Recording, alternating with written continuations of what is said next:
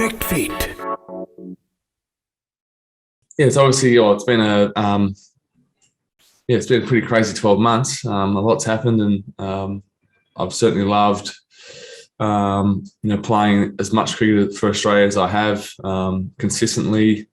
Probably reflecting on the last 12 months, I think as I've got a bit older, gained a bit more experience, started to understand what works for me when it comes to preparation, and going into each game feeling as good as I possibly can.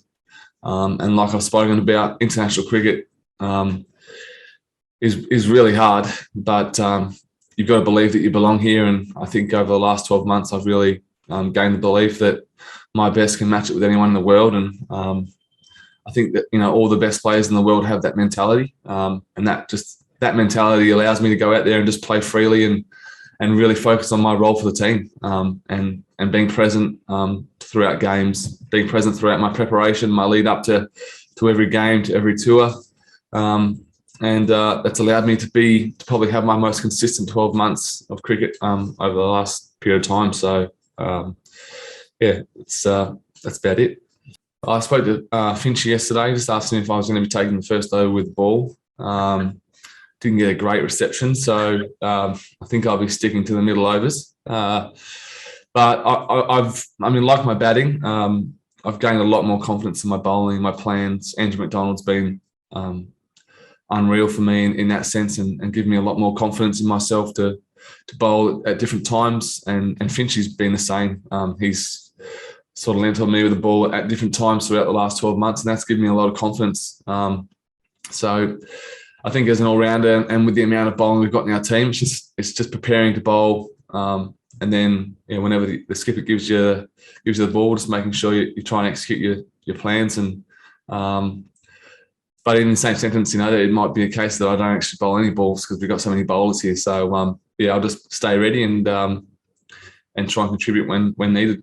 Certainly the heat. I was kind of hoping that 8 weeks in India would acclimatise me for Sri Lanka, but yesterday's training session was bloody tough and hot and sweaty. But yeah, look, I just think the IPL in general, it's such a great tournament.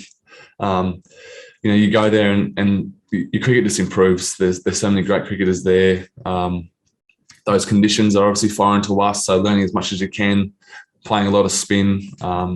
So you come to tours like this, and like you said, I feel really well prepared, and hopefully I can contribute to a few wins.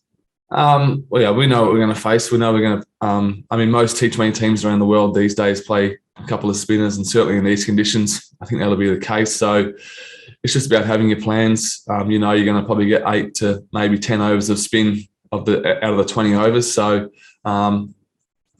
it's just about having plans for those, and then on the day, situations of the game change, and just being prepared for that. So we know that we're going to face a lot of spin. We'll chat about that over the next few days, and every batsman has different plans to those spinners. It's just about going out there and executing. So I think our team, where we're at right now, you look down our list. A couple of years ago, we probably had a few weaknesses at spin, but I think everyone's improved so much against playing spin that we've just got so much confidence in ourselves to go out there and take the game on and execute our plans. So I think we're all really up and about for this challenge against Sri Lanka in their conditions.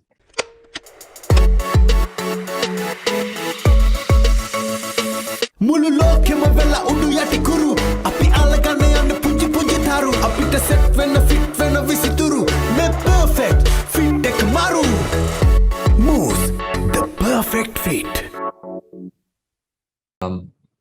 Our lead up to the World Cup wasn't perfect. But then once we got to the World Cup and we sort of knew our side that we were going to be playing, and probably the only real question towards the back end of the World Cup was whether it was going to be myself or Ash and Agar in the team.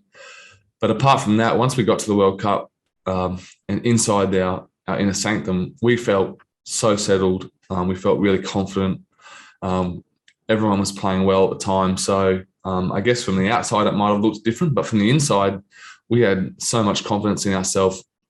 And I think that sort of hopefully showed in the way we played. We looked like we were enjoying ourselves and loving it. So I think moving forward to now and where we are now as a team, we've got a truckload of experience. Everyone is really clear on their roles. So ultimately, it's just about going out there and performing on the day. And T20 can be unpredictable, but I think the lineup we've got now, our squad, we're really settled, and we're all just really excited to play lots of T20 and lots of one-day cricket in the lead up to the summer in the World Cup. So it's going to be exciting times. Obviously, I think my role's hopefully batting 3 and chipping in with a few overs. Luckily, Adam Zampa's not here this trip, so he's handed me down the fielding at short third man and short fine leg for the 20 overs, which is a big relief. I normally try and get in there, but he kicks me out. So I'm very clear on my fielding role this tour, which is great. And I think as for the competition of the all-rounders, I really don't feel any competition with our all-rounders. I think our best team is with us all in it. And especially myself and Stoyne, we've got such a great relationship, great friendship, that I just love playing with him. And I think there's always going to be room for us too in our white ball teams, which is great. So I just love playing with him, and there's certainly no competition there. Not as yet. No, I just normally FaceTime, check in and see how the boat's going, see if he's made any repairs to the boat back home. That's about as far as our chat goes. But I'm sure I'll reach out to Dad in the next few days and we can talk a little bit of cricket. He's got some great memories here. He absolutely loved his time, although it was cut short. He's got a real soft spot for Sri Lanka and the Sri Lankan people. So it's I'll chat to cricket to him at some stage.